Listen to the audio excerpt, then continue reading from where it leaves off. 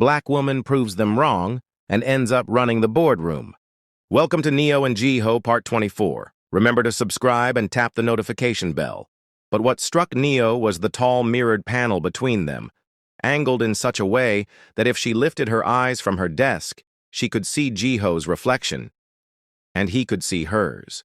Jiho noticed her glance toward it. "That," he said quietly, "is so I can check on you, or make sure you're not hiding too much brilliance from me." Neo smiled. "Or so you can watch me work." "Exactly," he said without hesitation. Her desk was arranged with precision. Drafting boards, rolls of architectural plans, a set of fine pens, and a sleek computer. The space smelled faintly of cedar and fresh paper, the scent of creation. Within minutes, the department assistant informed Jiho that the staff was ready for the morning introduction. Together, they made their way to the main conference hall. It was a long, rectangular room, walls adorned with framed blueprints and models of award-winning projects. Rows of employees sat neatly at the long tables, each with a notepad in front of them. When Jiho entered, the sound of chairs scraping filled the room as everyone stood and bowed deeply. "Good morning," Jiho said, his voice even but commanding. "Good morning, CEO Kang," they replied in unison. He motioned for Neo to step forward beside him. "Today I am introducing someone important to this company. This is Ms. Neo Molefi. She is now head of the architectural design team." A ripple of whispers moved through the room, but no one dared to interrupt. Jiho's eyes swept over the staff, calm but unyielding. "Ms. Molefi does not speak Korean yet," he continued. "But if you are fluent in English, you may speak to her directly. She will guide this department's creative direction. Any design matter comes through her. Is that clear?" "Yes, CEO Kang," they replied, their voices firm. Neo gave a small bow. "I'm honored to be here. I look forward to working with you." Even if they didn't all understand her words, they understood her respect. Jiho's word in this building was law. He was loved, admired, and feared, not because of cruelty, but because his standards were unshakable. To have him standing beside Neo meant she was untouchable. One older staff member shifted nervously in his seat, perhaps wondering what changes a foreigner might bring. Jiho caught the movement without a word, his gaze sharp enough to still the air. "Show her the same respect you show me," he said simply. The message was clear. After the general meeting, Jiho led Neo through the floor to meet the department managers. First was Mr. Han, head of construction coordination, a tall man with salt and pepper hair who shook Neo's hand firmly. "Welcome, Ms. Molef," he said in careful English. Next, Ms. Park, the senior materials specialist, bowed politely before offering a warm smile. "I will bring you samples later today," she promised. The engineering team leader, Mr. Choi, looked slightly intimidated but bowed deeply, avoiding Jiho's eyes for too long. "It is an honor," he said in halting English. Each handshake, each bow, each formal greeting stitched Neo further into the fabric of this place. A fabric Jiho had woven tightly over the years. By the time they returned to her office, a small tray of tea awaited them, sent up by the pantry staff as a welcome gesture. Jiho glanced at the mirror panel, catching her reflection once again. "How does it feel?" he asked quietly. Neo looked out at the skyline, then at him through the mirror. "Like I'm standing at the start of something big. And I," Jiho said with the faintest smile, "am standing exactly where I need to be to see it happen." Yura had not attended this session. She arrived late on purpose. As she entered her office, her phone rang. It was Min Jun. He told her to meet her at their company's cafeteria in 30 minutes. It was very urgent. The afternoon sun lay warm across the glass table in Jiho's office. Lunch was almost finished. The clink of porcelain faded, the soft hum of the air conditioner steady in the background. Neo sat opposite Jiho, her posture relaxed but alert, the way a person sits when they are trying to read small signals. Jiho watched her with the calm attention he gave to hard numbers and long forecasts. There was no doubt in his eyes. He had already seen her mind at work. He remembered how she had once drawn his grandmother at the picnic, how fast and precise her hand had moved, how the lines looked alive even before the page was full. Trust had formed in him then, quiet and solid. Neo broke the silence first. She asked what the meeting would be like and what she should expect. Jiho did not explain the details. He did not want to shape her answers or push her into a style that was not her own. He wanted the board to meet the real Neo, the one he had seen. So he smiled, small and sure, and told her the only thing he needed to say, that she was going to qualify to be the manager of the architecture department. He said it like a fact, not a hope. It was brief, almost light, but it carried weight. Neo lowered her eyes for a breath, then looked up again with a steady glow. She nodded once. They stood, straightened their jackets, and left the office together. The boardroom was on a high floor with long glass walls and a wide view of the city. The table was polished wood, the chairs deep and firm. 12 board members sat waiting, papers stacked neatly, tablets lit. There was a deliberate air in the room, the kind that made people sit straighter without thinking. Jiho took his place at the head of the table. As chairman of the board, he belonged there with quiet certainty. He glanced to his right to let Neo know where to sit. She walked with measured steps and took the chair beside him. Some members greeted her with a kind smile, others let their eyes sweep over her in a way that tested, weighed, and measured. Among them, one man watched Jiho with a cold focus. He had opposed Jiho's choice of Neo from the moment her name had been brought forward. He believed experience should look like a stack of old projects and gray hair at the temple, and he did not like the speed at which Neo had been accepted into the company's stream of work. On the table in front of him, a simple pen rested beside his tablet. Near his cuff, hidden from casual view, a small device lay flat against the dark surface, a thin phone with the camera lens just peeking from beneath his sleeve. Its screen was off. Its camera was not. He had already pressed record. The device sent a live stream to a private channel outside the company network. He wanted people on the outside to watch and doubt. If Neo failed, he would not need to speak against her. The video would do it for him. If she passed, he would say the test had been too soft. In his mind, the move was elegant. No fingerprints, only suggestion. The chairman called the meeting to order. Formal greetings were given, concise and professional. Jiho introduced Neo with a few calm words. He described her as a designer with a mind for both function and beauty, someone who could read systems and draw form in the same breath. Neo inclined her head to the members, hands folded neatly in front of her. There was no need for a speech. The room preferred proof over praise. A gray-haired member known for sharp questions spoke first. He asked Neo to explain how she thought about architecture when it had to carry industrial pressure, how a building should work when it must handle heavy flows of people or machines, how it should look when efficiency and safety lead the plan. Neo listened without rushing to answer. When she spoke, her voice was clear and steady. She said form and function were not enemies. She said purpose could be beautiful, that a structure could be efficient and still lift the spirit, that people move better through spaces that respect their bodies and their time. She used simple words and short sentences. She named safety, flow, light, and maintenance as design partners, not afterthoughts. She said cost control lived in the early lines, not the late ones, and that sustainable choices were strongest when invisible, when the user felt comfort and ease without thinking of the systems behind them. The table was quiet. A few members made notes. The gray-haired member gave a small nod, not friendly, not cold, simply satisfied that she had answered with sense. Then the test came. It arrived softly, the way hard things sometimes do.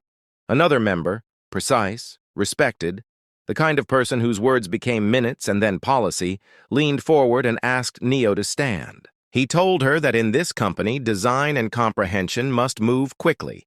He said he would describe a building that did not exist in their portfolio. He would do it once, in one pass, and when he finished, she would draw what she had heard on the board. There would be no repetition, no hints, no second try. There was a small movement in the room, the sound of chairs being settled again. The man with the hidden phone lifted his sleeve by a few millimeters. The lens looked forward, cold and patient. Neo rose. An assistant wheeled a whiteboard to the front. Markers clicked softly in his hand. He set them in a row and stepped back. The precise member began to speak in an even tone. He described a 12-story building with an oval base, 60 meters along the long axis, 40 along the short. He said the facade was layered glass held by vertical steel ribs spaced at 2-meter intervals. He said the main entrance faced north with a curved canopy that reached 8 meters outward. He described a central lobby that rose 4 stories, ending under a skylight dome. He placed a terrace garden cascading down the eastern side from the 3rd to the 8th floors. Finally, he said the top floor was a panoramic conference hall, 30 meters in diameter, wrapped entirely in glass. The room listened. The words landed like small metal clicks on a table, clear, countable. Neo's face did not change. When the description ended, she walked to the markers and picked one up. She placed the first stroke without hesitation. The base formed as a clean oval, and then the facade wrapped around it in 2 quick lines that suggested depth. She marked ribs at regular intervals, fast but exact. She placed the entrance at the north side and gave the canopy its curve, neither too bold nor too thin. Her lines traced the lobby upward, 4 levels at a measured rise. She set the dome, light in hand, giving it volume with 2 soft crossing arcs. She moved to the eastern edge and stepped the garden terraces one by one with an even drop that matched a trained eye's sense of scale. At the top, she drew a perfect circle for the conference hall and framed it with a thin ring of glass. She paused, stepped back a single pace, and then adjusted 2 angles, small corrections that only a person who lives with proportion would notice. Her marker clicked shut. It had taken less than 10 minutes. For a moment, nothing moved. Then the assistant lifted the board drawing, scanned it, and sent the file to the system that built internal models. The large screen on the far wall woke and cast a soft glow over the table. The software traced the lines, assigned measurements, resolved the structure into a 3-dimensional model, and spun it slowly for view. Numbers appeared beside the lines. The oval matched the stated axes exactly. The ribs hit every 2 meters without drift. The canopy projection read 8 meters to the edge. The lobby measured 4 floors with a clean vertical count. The dome sat true. The terrace garden stepped from level 3 through 8, even and clear. The top floor circle held a precise 30-meter span. No one spoke first. The human mind often goes still at clean proof. Then the sound in the room rose in a wave, the sigh that follows tension. The small laugh that means disbelief has given way. The scrape of a chair as someone stood by reflex. Hands found each other and clapped. It began at the far end and rolled toward the head of the table, where Jiho sat very still with a single calm breath in his chest and the hint of a smile at the corner of his mouth. Several members rose out of respect. A few bowed to Neo in the old manner, hands at their sides, heads tilted with simple gratitude. Neo, steady and modest, bowed back, neither too low nor too quick. The gray-haired member asked a short question about materials. Neo answered that layered glass needed a thoughtful relationship with climate and maintenance, that ribs could be light if the structure behind them carried its share, that the garden demanded a water plan that honored both the building and the city grid. Her words stayed simple but carried the weight of someone who has seen work age and still believes in beauty. Heads nodded again. Pens moved again. The room had shifted. It felt less like a test now, more like the first minutes of a new agreement. At the edge of the table, the hostile man glanced at his sleeve. The secret stream was still live. He had expected to capture a stumble, a pause, a wrong proportion, anything to cut into Jiho's judgment. Instead, his lens had captured applause. He did not stop the broadcast. He told himself that attention was attention, and he would argue later that the test was theatrical, that true design was built in teams and budgets, not in 10 quiet minutes at a whiteboard. The thought did not comfort him. He kept his face smooth. The chairman thanked Neo for the demonstration and asked the room if there were any final comments on her candidacy to manage the architecture department. A woman with strict standards for process spoke about delivery dates and quality gates. Neo answered in clear terms about review cycles, decision logs, and early cost control. A man who guarded the numbers asked how she handled overruns.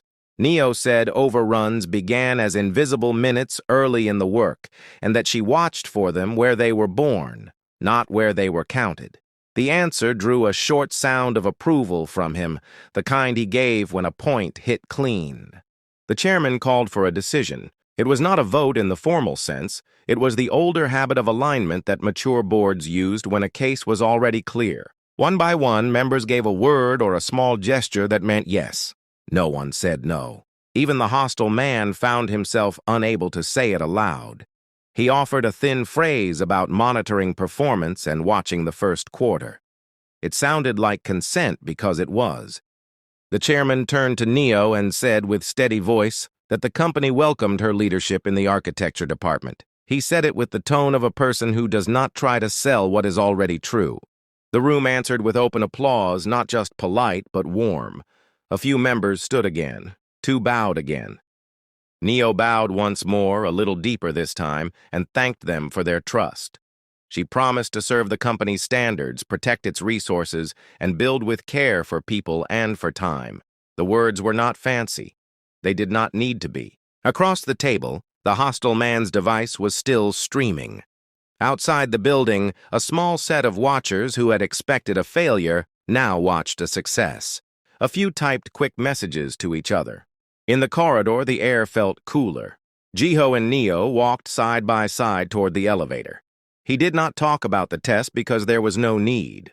He simply told her the administrative steps would follow quickly and that her first planning session as department manager could begin as early as next week. She nodded, said she would be ready, and asked for the current list of active projects so she could study the constraints before meeting the teams. He liked that answer.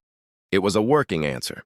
Behind them, the hostile man stayed back in the boardroom for a moment longer. He ended the secret stream and slipped the device into his pocket. He looked at the whiteboard, now clean again, and at the empty screen. He told himself the season was long and that control was never decided in one afternoon. He stepped into the hall with a neutral face. News traveled fast inside buildings like this. Before the sun moved from one side of the glass to the other, small messages had crossed floors and groups, short lines that said the new manager had drawn a described building in less than 10 minutes and matched a model like a machine. People added small words of color, as people do, and the story grew a soft glow as it moved. At last, Jiho turned to her and said what he had meant all day but had not said in many words, that she had done well and that the department would be stronger with her leading it. Neo nodded, the calm still in her face. She held her portfolio against her side the way a violinist holds a case after a performance, lightly, like an instrument that waits for tomorrow. Meanwhile, Neo's phone was bursting with Tumi's messages. She was all over the news. Tumi and grandmother had watched her presentation, channels had broadcast it, and social media was breaking. Jiho and Neo knew nothing. All they knew was how one to the other was thankful to God for meeting them and gifting this love. The afternoon light poured through the tall windows of the sitting room in the mansion. Jiho's grandmother sat on the cream sofa, her shawl wrapped around her shoulders, eyes fixed on the television. Beside her, Tumi sat forward, her hands gripping the edge of a cushion. The news channel was replaying the boardroom footage again and again. Neo's steady hand sketching the building in perfect proportion, the shocked faces, the applause. Every time the whiteboard appeared on screen, Tumi's smile widened until she was almost laughing from pure excitement. When Neo answered the call, Tumi's voice came through bright and breathless. "Neo, we saw everything! Grandma and I have been watching you over and over on the news. You were incredible!" Neo let out a small laugh, her tone soft. "I was nervous, but it wasn't hard. Once I started drawing, I forgot they were even there." "That's because you've always been like this," Tumi replied quickly. "In school, remember? You used to draw faster and better than anyone in the class. Even back home, you'd sit under that big tree by the field and sketch the old buildings without looking twice. I don't know why you're surprised." They both laughed, the warmth of old memories threading through the conversation. Tumi's voice turned playful.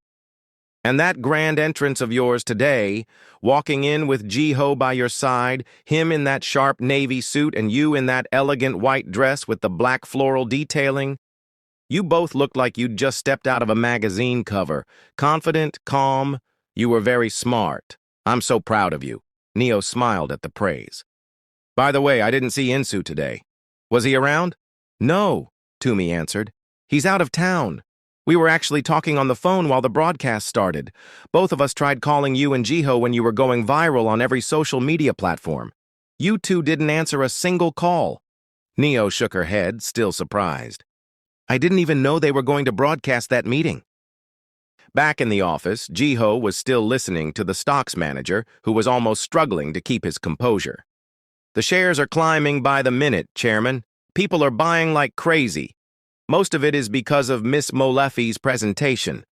Those sketches are all over the news. Every channel is replaying the meeting. We don't know who leaked the footage, but whoever did. If it was meant to cause trouble, it's done the opposite. This has only worked for the best of the company. Jiho's gaze shifted briefly to Neo, still holding the phone to her ear, laughing with her sister. A quiet smile touched his lips. Whatever the leak's intention had been, the result was clear.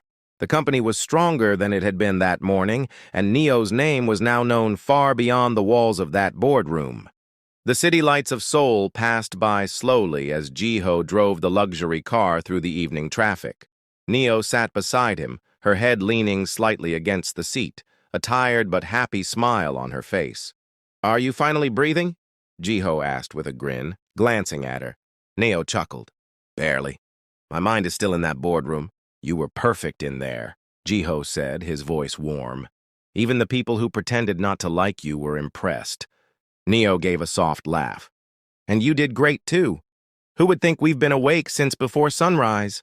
They both laughed quietly, the sound gentle and relaxed. But as they approached the company's front gate, the sound of shouting voices and camera shutters grew loud. Dozens of reporters were waiting outside, lights flashing, microphones raised. Mr. Kang, Miss Neo, how does it feel to make history? Can we get a quick comment? The car slowed for a moment. Jiho gave a polite nod through the glass, but his hand stayed on the wheel. Neo kept looking forward, her hand resting calmly on her lap. Jiho smirked. Not a chance. He pressed the accelerator and they slipped past the crowd, leaving the flashing lights behind. The warm glow of the house welcomed them. Tumi was already rushing forward, her face lit with joy. Neo! She cried, throwing her arms around her sister in a tight hug. You were amazing! Neo laughed softly. I missed you too. Grandmother stood up slowly, her smile gentle but full of pride. My granddaughter, she said warmly, holding Neo's hands. You made me so proud today.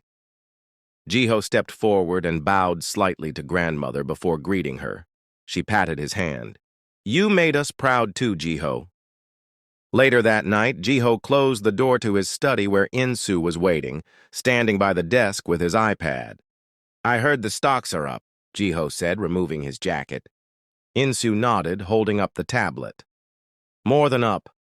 Look at this. He showed Jiho a chart with the numbers shooting sky high. This is the biggest jump we've had in months. Jiho's eyebrows lifted. That's good news. It is, Insu agreed. But there's something strange. The footage from the board meeting today was leaked in real time. That meeting was private. Jiho stepped closer, frowning. Who would do that? No idea. It's bad for security, Insu said. But strangely, very good for publicity. The whole market is talking about you two. And Neo, she's being called the future of architecture. Jiho's expression softened. She is the future of this company. The future of my life, Insu smiled. There's more. New investors from Jordan reached out today. They saw Neo's work and were blown away. They want her to design for them.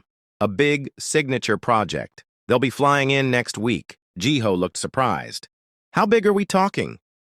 They're willing to invest millions, serious money, and they want to meet here at your home. They'll give Neo a rough sketch and see if she can turn it into a full design. Jiho's face lit up. This is huge. She doesn't even realize yet how valuable she's become. Neo is everything I could hope for. I've never been this proud of a woman in my life. Insu grinned. Every step she took today, I was proud. I've never felt this kind of pride as a man. Having such a valuable, loving, caring, beautiful woman beside me. I never knew how great it is to love a woman of true worth. I'm grateful I went to that airport that day. Insu smirked. We have to be careful. Minju might try to claim her. Jiho gave him a mock glare. If he does, I'll put him 6 feet under. They both burst into laughter, the sound echoing warmly in the quiet study. As their discussion came to a close, Insu sent Toomey a message. I'm coming to your room to say hello. Toomey read it, and a wave of joy washed over her. She could hardly contain herself. With her heart racing, she dashed to the bathroom to freshen up, her mind swirling with excitement. After a moment of reflection, she replied, In my room? What will people think? No, let's meet in the garden outside. Insu's playful response came quickly. I'll just kidnap you then. She burst into laughter, sending him a flurry of laughing emojis, her heart dancing with delight. Before she knew it, there was a knock at her bedroom door. As she opened it, they embraced, and Insu, having missed her dearly, felt an overwhelming rush of happiness at their reunion. Welcome back, she greeted him, her voice warm and sincere. No one had ever said those words to Insu before, and it filled him with a sense of respect and affection that made his heart race. He smiled, a spark of electricity coursing through him, and gently replied, Thank you, before placing a soft peck on her cheek. That's for good night, dear.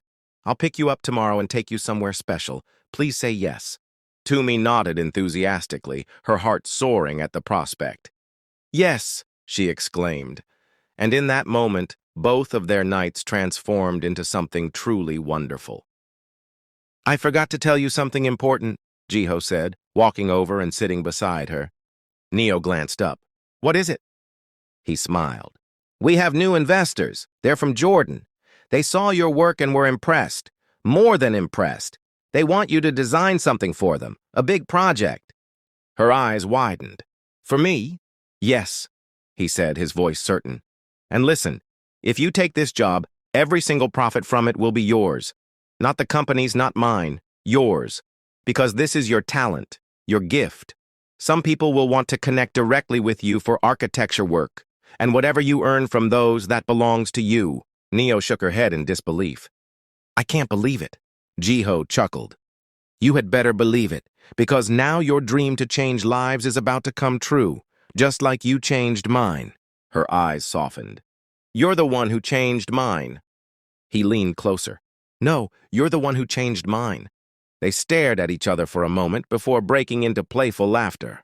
Jiho reached out and poked her side, making her squeal. Stop! She laughed, twisting away. Never! He grinned, tackling her onto the bed. They rolled together, tickling and teasing until both were breathless with laughter. Neo tried to grab his wrists, but Jiho twisted free, grinning like a mischievous boy. Jiho, I swear! She started, but he tickled her again and she laughed so hard she almost rolled off the bed. Finally, he flopped beside her, still chuckling. You make me feel like a kid again, he said softly, like I can breathe. Neo smiled, her hand brushing against his cheek. Good, because you work too much.